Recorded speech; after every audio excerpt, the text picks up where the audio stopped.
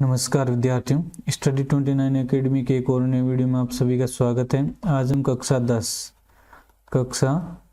10 राजस्थान का इतिहास एवं संस्कृति किताब का पहला अध्याय पढ़ेंगे, जिसका नाम है राजस्थान का इतिहास एक परिचय है। तो इस अध्याय में हम राजस्थान के इतिहास की सामान्य जानकारी प्राप्त करेंगे। तो इस पाठ को समझने के लिए वीडियो को शुरू से लेकर अंत तक देखें और अपना कोई सुझाव हो तो कमेंट बॉक्स में जरूर लिखें। 1949 ईस्वी से पूर्व राजस्थान नाम से किसी भौगोलिक इकाई का अस्तित्व नहीं था।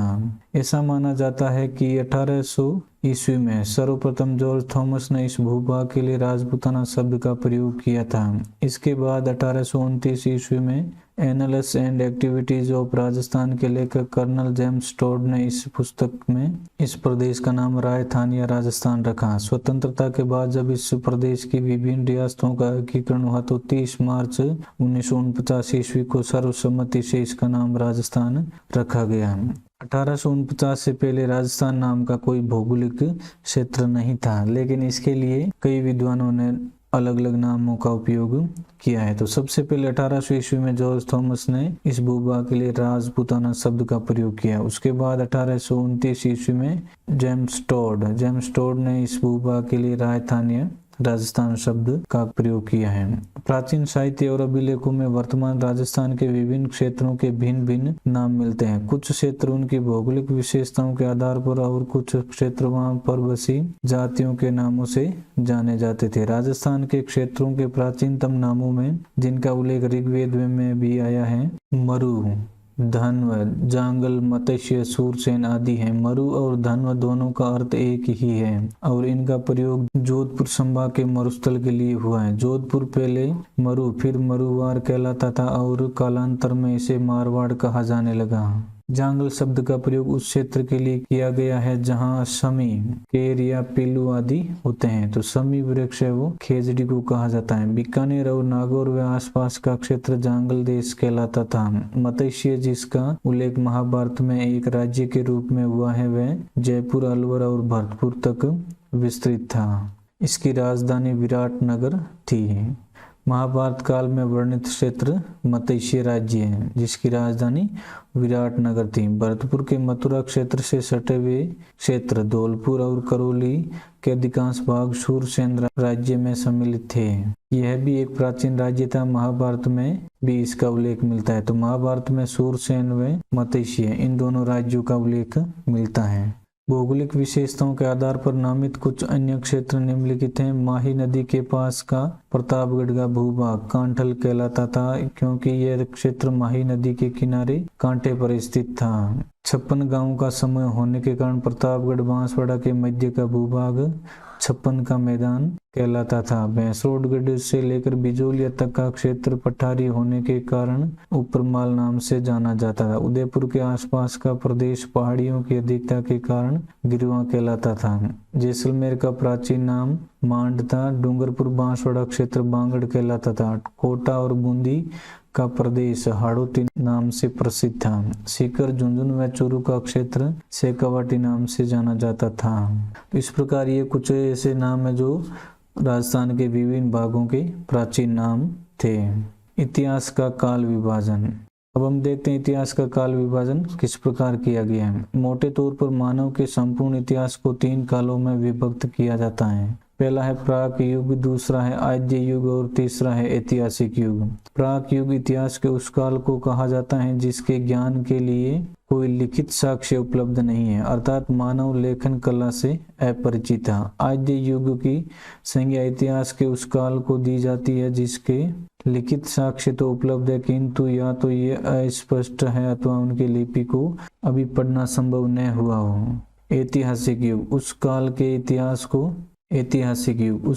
इतिहास को कहा है जिसके संबंध में स्पष्ट और सुपठित लिखित साक्ष्य उपलब्ध है। इन अर्थों में भारतीय इतिहास के कालक्रम को इस प्रकार से विभक्त कर सकते हैं। प्राक युग, यह युग सृष्टि के आरंभ से हड़प्पा सभ्यता के पूर्व तक था। आद्य युग, यह युग हड़प्पा सभ्यता के काल से 600 ईसा पूर्व तक रहा। ऐतिहासिक युग, यह युग 600 ईसा पूर्व से वर्तमान तक जारी है। तो इतिहास को मुख्य रूप से 3 भागों में बांटा गया, जिसमें पहला है प्राक युग, जिसमें हमें लिखित कोई साक्ष्य उपलब्ध नहीं होता है। दूसरा है आद्य युग। इस युग में लिखित साक्ष्य मिले तो है, लेकिन या तो वो पूर्ण नहीं है या उनकी लिपि को पढ़ा नहीं जा सका है। और ऐतिहासिक युग, इस काल के जो साहित्य हैं वो लिखित रूप में प्राप्त होते हैं। प्रागैतिहासिक राजस्थान। प्राग युग में राजस्थान। मानव सभ्यता का उदय नदी घाटियों में हुआ था, क्योंकि नदी घाटियों में जल की प्रचुरता के कारण यहाँ अपने आप उत्पन्न होने वाले कंदमूल फल भी प्रचुर मात्रा में उपलब्ध होते हैं। सघन वनों के कारण यहाँ महासेतु पशु पक्षी भी आसानी से उपलब्ध हो जाते हैं। सैकड़ों वर्षों पूर्व राजस्थान की भौगोलिक स्थिति ऐसी ही थी। मानव सभ्यता जब भी बसी है प्राचीन काल में, तो वो नदियों और घाटियों के आसपास के क्षेत्र में बसी, ताकि उनको आवश्यक जो चीजें हैं वो आसानी से उपलब्ध हो सके। यद्यपि राजस्थान का एक बड़ा भाग आज मरुस्थल है, किंतु विद्वानों की मान्यता है कि सैकड़ों वर्ष पूर्व इस मरुस्थली भूमि में समुद्र विद्यमान था और सरस्वती तथा दृश्यवती नदियां इस समुद्र में आकर गिरती थी। यह स्थिति मानव जीवन के लिए सर्वथा उपयुक्त थी। यही कारण है कि ऐसी भौगोलिक स्थिति में राजस्थान को भी मानव सभ्यता के जन्म के प्राचीनतम भूभागों में से एक होने का गौरव प्राप्त हुआ। मानव सभ्यता के उद्भव के इस काल को पाषाण काल कहते हैं। इसे 3 भागों में बांटा गया है। जो प्राक युग है यानी प्रागैतिहासिक युग है, उसको 3 भागों में बांटा गया है। पूर्व पाषाण काल, मध्य पाषाण काल और उत्तर पाषाण काल। पूर्व पाषाण काल। राजस्थान में मानव का उदय कब हुआ यह निश्चित रूप से ज्ञात नहीं है, लेकिन यहाँ विभिन्न क्षेत्रों में उत्खननों से प्राप्त विभिन्न प्रकार के पाषाण, विशेष रूप से क्वार्टजाइट पत्थर के अनेक उपकरणों से ज्ञात होता है कि आज से लगभग 2 या 1.5 लाख वर्ष पूर्व राजस्थान में एक मानव संस्कृति विद्यमान थी। 1870 ईस्वी में C.A. हैकेट ने सर्वप्रथम जयपुर और इंद्रगढ़ से पत्थर से बनी पूर्व पाषाणकालीन हस्त कुठार हैंड एक्स खोज निकाली। कुछ समय पश्चात सेटनकार ने झालावाड़ से इसी युग के अनेक उपकरण खोज निकाले। इसके बाद हुए योजनाबद्ध उत्खनन में भारतीय पुरातत्व और संग्रहालय विभाग नई दिल्ली, डेक्कन कॉलेज पूना के वीरेंद्र सिंह मिश्र, राजस्थान पुरातत्व एवं संग्रहालय विभाग के R.C. अग्रवाल, डॉक्टर विजय कुमार, हरिश्चंद्र मिश्रा आदि विद्वानों ने राजस्थान की पूर्व पाषाणकालीन सभ्यता और संस्कृति के विभिन्न पक्षों को सामने लाने में सराहनीय योगदान दिया है। इनके प्रयत्नों से राजस्थान में अजमेर, अलवर, चित्तौड़, भीलवाड़ा, जयपुर, झालावाड़, जालोर, जोधपुर, पाली, टोंक आदि क्षेत्रों की प्रमुख नदियों, विशेष रूप से चंबल, बनास व उनकी सहायक नदियों के किनारे पूर्व पाषाणकालीन उपकरण प्राप्त हुए हैं। जालोर से इस युग के उपकरणों की खोज का श्रेय B. आलचिन को है। स्पष्ट है कि उपयुक्त संपूर्ण भूभाग पूर्व पाषाणकालीन संस्कृति का प्रसार केंद्र था। पाषाण काल का जो पहला भाग था पूर्व पाषाण काल, उस काल के राजस्थान में कई अवशेष विभिन्न स्थानों से प्राप्त हुए हैं। अब है मध्य पाषाण काल। मानव सभ्यता के क्रमिक विकास की कहानी की दूसरी कड़ी के रूप में राजस्थान के प्रागैतिहासिक काल में मध्य पाषाण काल रहा है। पश्चिमी राजस्थान में लूणिया और उसकी सहायक नदियों, चित्तौड़गढ़ की बेड़च नदी घाटी और विराटनगर से मध्य पाषाणकालीन उपकरण मिले हैं। इस काल के उपकरण छोटे, हल्के और कुशलता से निर्मित हैं। ये उपकरण jasper, agate, chert, carnelian, quartzite, chalcedony आदि पाषाणों से बने हैं, जिनमें blade, engraver, triangle, crescent, trapeze, scraper, pointer आदि उल्लेखनीय हैं। पत्थर के बने इन छोटे उपकरणों को माइक्रोलिथ, लघु पाषाण उपकरण कहा जाता है। मध्य पाषाण काल में राजस्थान में लघु पाषाण उपकरण वो मिले हैं। अब है नवपाषाण काल या उत्तर पाषाण काल। भारत के अन्य भागों की भांति राजस्थान में भी उत्तर या नवपाषाण कालीन सभ्यता का उदय हुआ था। अजमेर, नागौर, सीकर, झुंझुनू, जयपुर, उदयपुर, चित्तौड़, जोधपुर आदि स्थानों से उत्तर पाषाण कालीन सभ्यता के अनेक उपकरण प्राप्त हुए हैं, जिनमें भीलवाड़ा के बागौर और मारवाड़ के तिलवाड़ा नामक स्थानों से प्राप्त उपकरण विशेष रूप से उल्लेखनीय हैं। राजस्थान में धातु काल। ताम्रपाषाण, ताम्र एवं ताम्र कांस्य काल। धातु काल के अंतर्गत राजस्थान के भी अनेक स्थानों से ताम्रपाषाण व ताम्र काल के अवशेष मिले हैं, जो तत्कालीन युग में राजस्थान के मानव के सांस्कृतिक विकास पर पर्याप्त प्रकाश डालते हैं। राजस्थान की ताम्रकालीन संस्कृति के प्राचीन स्थलों में गणेश्वर, सीकर, कालीबंगा, हनुमानगढ़, गिलोड, राजसमंद, आहड़ व झाड़ोल, उदयपुर, पिंड, पांडलिया, चित्तौड़, कुरवाड़ा, नागौर, सामबनिया व पूगल, बीकानेर, नंदलालपुरा, किराडोत व चीतवाड़ी, जयपुर, एलाना, जालोर, बूढ़ा पुष्कर, अजमेर, कोल, माहुली, सवाई माधोपुर, मलाय, भरतपुर आदि विशेष रूप से उल्लेखनीय है। अब है लोहे काल। ताम्र और कांस्य काल के पश्चात लोहे का ज्ञान और उसका प्रयोग मानव इतिहास की युगांतरकारी घटना थी। इसमें कृषि उपकरणों तथा हथियारों की गुणवत्ता को बढ़ाकर सारे परिदृश्य को ही बदल दिया। राजस्थान में नोहे, भरतपुर, जोधपुर, जयपुर, सोनारी, झुंझुनू, रेड टोंक आदि स्थानों से लोहे संस्कृति के समय के अनेक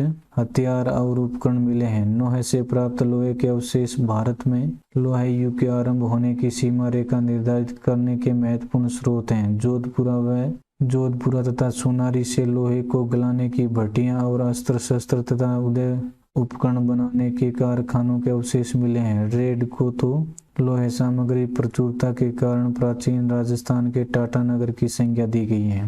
रेड नामक जो स्थान है ये टोंक जिले में स्थित है, जिसे प्राचीन राजस्थान का टाटा नगर कहा जाता है।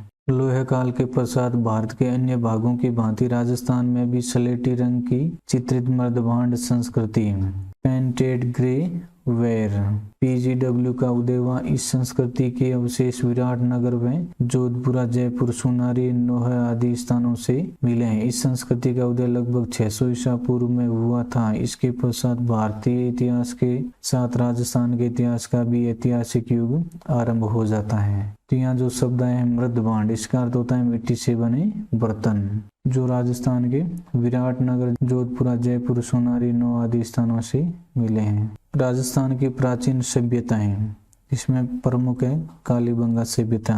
प्राचीन दृश्यवती और सरस्वती नदी घाटी, वर्तमान में घग्गर नदी का क्षेत्र में हड़प्पा सभ्यता से भी प्राचीन कालीबंगा की सभ्यता विकसित हुई। राजस्थान के हनुमानगढ़ जिले में स्थित यह सभ्यता आज से 6000 वर्ष से भी अधिक प्राचीन मानी जाती है। इस स्थल का कालीबंगा नाम यहाँ से खुदाई के दौरान प्राप्त काली चूड़ियों के कारण पड़ा है, क्योंकि पंजाबी भाषा में बंगा का अर्थ होता है चूड़ी। सर्वप्रथम 1952 ईस्वी में अमलाचंद घोष ने इसकी खोज की और तत्पश्चात 1961-62 ईस्वी में बीबी लाल व बी के थापर द्वारा यहाँ उत्खनन कार्य करवाया गया। उत्खनन में इस सभ्यता के 5 स्तर सामने आए हैं। प्रथम 2 स्तर तो हड़प्पा सभ्यता से भी प्राचीन है, वहीं तीसरे, चौथे व 5वें स्तर की सामग्री हड़प्पा सभ्यता की सामग्री के समान और समकालीन है। इस आधार पर कालीबंगा की सभ्यता को 2 भागों में बांटा गया है, प्राग हड़प्पा सभ्यता, दूसरा है हड़प्पा सभ्यता। ये जो कालीबंगा शब्द है इसका शाब्दिक अर्थ हम मान सकते हैं काली चूड़ियां, जिसमें बंगा शब्द का प्रयोग चूड़ियों के लिए पंजाब के क्षेत्र में किया जाता है। अब कालीबंगा की सभ्यता उसको 2 भागों में बांटा गया, जिसमें पहला है प्राक हड़प्पा सभ्यता और दूसरा है हड़प्पा सभ्यता। कालीबंगा सुव्यवस्थित रूप से बसा हुआ नगर था। मकान बनाने में मिट्टी की ईंटों को धूप में पकाकर प्रयुक्त किया जाता था। उत्खनन से प्राप्त मिट्टी के बर्तन है, उनके अवशेष पतले और हल्के हैं तथा उनमें सुंदरता व सुडौलता का अभाव है। बर्तनों का रंग लाल है, जिन पर काली एवं सफेद रंग की रेखाएं खींची गई हैं। यहाँ से जुते हुए खेत के साक्ष्य मिलते हैं। ऐसा अनुमान है कि लोग एक ही खेत में 2 फसलें उगाते थे। कालीबंगा से मिले कब्रिस्तान से यहाँ के निवासियों की शवाधान पद्धतियों की जानकारी मिलती है। साथ ही एक बच्चे के कंकाल की खोपड़ी में 6 छिद्र मिले हैं, जिसे मस्तिष्क शोथ बीमारी के इलाज का प्रमाण माना जाता है। यहाँ से प्राप्त खिलौना, बैलगाड़ी, हवन कुंड, लकड़ी की नाली व बेलनाकार मोहर का हड़प्पा सभ्यता में अपना विशिष्ट स्थान है। अगली सभ्यता है आहड़ सभ्यता। उदयपुर शहर के पास बहने वाली आहड़ नदी, आयड़ नदी के तट पर बसे आहड़ के उत्खनन के फलस्वरूप 4000 वर्ष पुरानी पाषाण धातु युगीन सभ्यता के अवशेष सामने आए। यह सभ्यता एक टीले के नीचे दबी हुई प्राप्त हुई थी, जिसे धूलकूट, धूल यानी मिट्टी का टीला कहते हैं। सर्वप्रथम 1953 में यहाँ अक्षय कीर्ति व्यास एवं उसके बाद रतन चंद्र अग्रवाल एवं HD सांकलिया के निर्देशन में उत्खनन कार्य करवाया गया। इस सभ्यता के लोग मकान बनाने में धूप में सुखाई गई ईंटों एवं पत्थरों का प्रयोग करते थे। आहड़ के लोग अपने मृतकों को गहनों व आभूषणों के साथ दफनाते थे, जो इनकी मृत्यु के बाद भी जीवन की अवधारणा का समर्थन होने का प्रमाण है। उत्खनन में मिट्टी के बर्तन सर्वाधिक मिले हैं, जो आहड़ को लाल काले मिट्टी के बर्तन वाली संस्कृति का प्रमुख केंद्र सिद्ध करते हैं। आहड़ का दूसरा नाम ताम्रवती नगरी भी मिलता है, जो यहाँ तांबे के औजारों एवं उपकरणों के अत्यधिक प्रयोग के कारण रखा गया होगा। उत्खनन से प्राप्त ठप्पों से यहाँ रंगाई छपाई व्यवसाय के उन्नत होने का अनुमान भी लगाया जाता है। आहड़ सभ्यता में तांबे से बने हुए उपकरण व औजारों की अधिक संख्या होने के कारण इसको ताम्रवती नगरी भी कहा जाता है। गिलुंड सभ्यता। राजसमंद जिले में स्थित गिलुंड कस्बे में बनास नदी के तट पर 2 टीलों के उत्खनन के फलस्वरूप आहड़ संस्कृति से जुड़ी यह सभ्यता प्रकाश में आई, जिसे बनास संस्कृति के नाम से भी पुकारा जाता है। 1957-58 ईस्वी में बीबी लाल के निर्देशन में यह उत्खनन किया गया। तत्पश्चात 1998 से 2003 ईस्वी के मध्य पूना के डॉक्टर VS शिंदे एवं पेंसिल्वेनिया विश्वविद्यालय अमेरिका के प्रोफेसर ग्रेगरी पोसल के निर्देशन में यह उत्खनन किया गया। उत्खनन से ताम्रयुगीन सभ्यता के अवशेष मिले हैं, जिसका समय 1900 से 1700 ईसा पूर्व निर्धारित किया गया है। गिलुंड से 5 प्रकार के मिट्टी के बर्तन मिले हैं: सादे, काले, पॉलिशदार, भूरे, लाल और काले चित्रित मृदभांड। उत्खनन में मिट्टी के खिलौने, पत्थर की गोलियां एवं हाथी दांत की चूड़ियों के अवशेष मिले हैं। आहड़ में पक्की ईंटों, आग में पकाई हुई ईंटें का उपयोग नहीं हुआ है, जबकि गिलुंड में इनका प्रचुर उपयोग होता था। बागोर सभ्यता। भीलवाड़ा जिले में स्थित बागोर में कोठारी नदी तट पर डॉक्टर VN मिश्र के निर्देशन में 1967 से 1970 ईस्वी तक उत्खनन कार्य किया गया। उत्खनन के दौरान यहाँ प्रागैतिहासिक काल की सभ्यता के अवशेष प्राप्त हुए हैं, जो 4 से 5000 ईसा पूर्व के माने जाते हैं। यहाँ से बड़ी संख्या में लघु पाषाण उपकरण मिले हैं, जो इस सभ्यता के निवासियों के आखेटक होने को प्रमाणित करते हैं। आखेटक यानी शिकारी। बागोर से तांबे के उपकरण प्राप्त हुए हैं, जिनमें छेद वाली सुई सबसे महत्वपूर्ण है। यहाँ से कृषि व पशुपालन के प्राचीनतम साक्ष्य प्राप्त हुए हैं। बागोर मध्यकालीन सभ्यता का स्थल और लघु पाषाण उपकरण का प्रमुख केंद्र था। अगली सभ्यता है गणेश्वर सभ्यता। गणेश्वर, नीम का ताना सीकर, कांतली नदी के उद्गम पर स्थित ताम्रयुगीन संस्कृति का महत्वपूर्ण स्थल है। रतन चंद्र अग्रवाल के निर्देशन में हुए उत्खनन से यहाँ 2800 ईसा पूर्व की सभ्यता के अवशेष मिले हैं। गणेश्वर से अत्यधिक मात्रा में तांबे के आयुध व उपकरण मिले हैं, जो इसे ताम्रयुगीन सभ्यताओं में प्राचीनतम सिद्ध करती हैं। यहाँ से प्राप्त तांबे के उपकरणों व पात्रों में 99% तांबा है, जो इस क्षेत्र में तांबे की प्रचुर प्राप्ति का प्रमाण है। यहाँ से जो मिट्टी के बर्तन प्राप्त हुए हैं, उन्हें क्रिप्सवर्णी मृद पात्र कहते हैं। यह बर्तन काले व नीले रंग से सजाए हुए हैं। गणेश्वर भारत की ताम्र सभ्यताओं की जननी मानी जाती हैं। यहाँ से तांबा हड़प्पा व मोहनजोदड़ो को भी भेजा जाता था। भारत में ताम्रयुगीन सभ्यताओं की जननी है वो गणेश्वर को कहा जाता है, और यहाँ से तांबा हड़प्पा व मोहनजोदड़ो स्थानों पर भेजा जाता था। अन्य महत्वपूर्ण प्राचीन सभ्यताएं। भीनमाल जालोर की सभ्यता भी एक महत्वपूर्ण सभ्यता है, जिसका उत्खनन RC अग्रवाल ने करवाया था। यहाँ से एक रोमन एम्फोरा सुरा पात्र व एक यूनानी सुरा ही मिली है, जो इसके विदेशी व्यापार का केंद्र होने की पुष्टि करता है। भीनमाल का प्राचीन नाम श्रीमाल था। इसी प्रकार ईसवाल उदयपुर से प्राग ऐतिहासिक कालीन सभ्यता के प्रमाण मिले हैं। यहाँ से समृद्ध लोहा उद्योग के साक्ष्य प्राप्त हुए हैं। प्राचीन मत्स्य जनपद में स्थित बेराट, जयपुर की बीजक पहाड़ी, भीम की डोंगरी व महादेव जी की डोंगरी से हड़प्पा सभ्यता व मौर्य काल के अवशेष प्राप्त हुए हैं।